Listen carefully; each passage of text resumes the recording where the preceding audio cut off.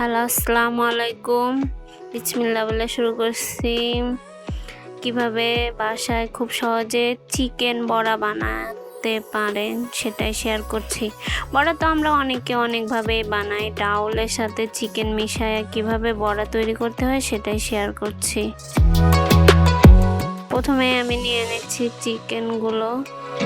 Chicken আর ডাউল আমি একসাথে একটু ব্লেন্ড করে নিব।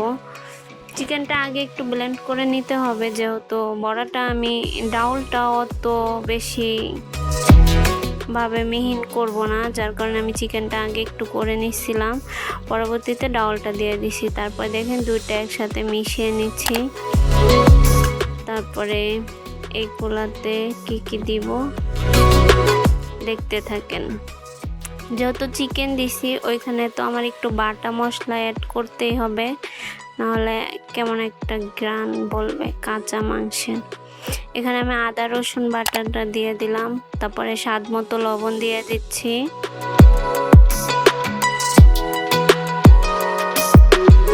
তারপরে এখানে নিয়ে নিচ্ছি জিরার গুঁড়া, ধনার গুঁড়া। এগুলো হালকা পরিমাণ করে নিতে হবে, মানে যতটুকু প্রয়োজন ডাউল আর মাংসের আন্দাজ মতো নিতে হবে। বেশি হয়ে গেলে আবার খেতে বাজে লাগবে, মশলার গন্ধ করবে। এখানে আমি হালকা মরিচের গুঁড়া নিয়ে নিলাম, তারপরে কুচে রাখা পেঁয়াজ আর মরিচ দিয়ে দিচ্ছি। তারপরে সবগুলো একসাথে মিশিয়ে নেব সুন্দর মতো।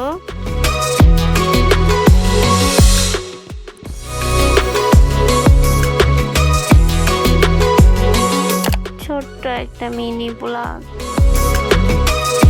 দেখতে থাকেন। অবশ্যই অনেক মজা হয়েছিল বড়াটা, আপনারা বাসায় ট্রাই করবেন।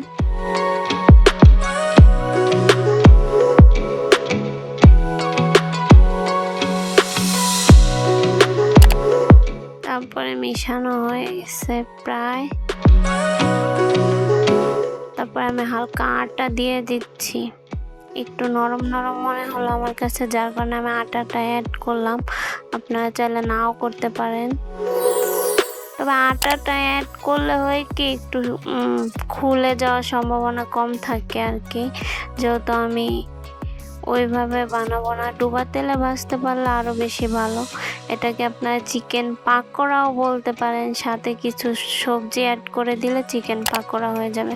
তারপর আমি তেল দিয়ে দিচ্ছি কড়াইতে।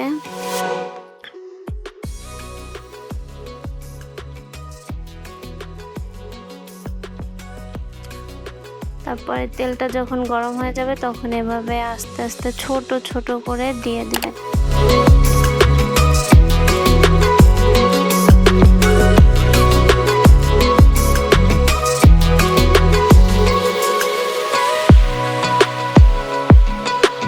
অনেকে অনেকভাবেই বানায়, তো আমি যেভাবে বানাই সেটাই আর কি আপনাদের সাথে শেয়ার করলাম।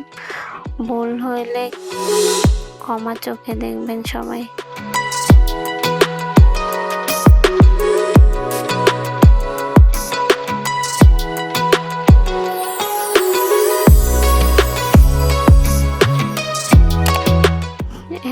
এক পাশ করে দিয়ে দিচ্ছিলাম সবগুলো সুন্দর মতো। এ পাশের গুলো হয়ে গেছে মনে হচ্ছে, আমি উল্টাই দিব। ভিডিওটা দেখতে থাকেন, আর অবশ্যই কোনো ভুল হলে ক্ষমা চোখে দেখবেন।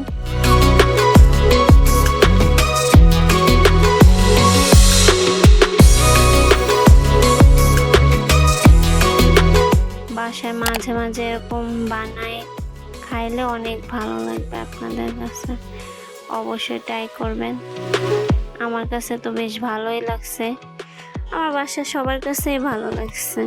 আমি এই ফার্স্ট টাইম ট্রাই করছিলাম, এটা ফার্স্ট টাইমই ভিডিও শ্যুট নিছি।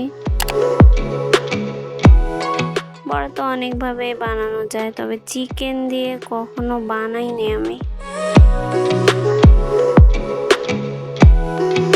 এই ফার্স্ট টাইম বানাইছি, খেতে অনেক মজা হয়েছে, যার কারণে শেয়ার করলাম আপনাদের সাথে। অবশ্যই ট্রাই করবেন।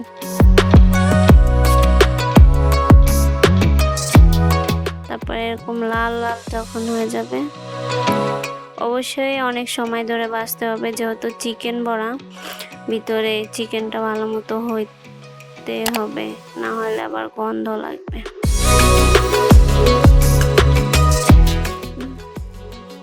ভিডিওটা প্রায় শেষের দিকে, আমি বাকিগুলো অফ ক্যামেরায় ভেজে নিছিলাম। দেখেন যেরকম কালারটা আসছে, খেতেও এরকম মজা হয়েছে। সবাই ভালো থাকবেন, আল্লাহ হাফেজ। ভিডিওটা লাইক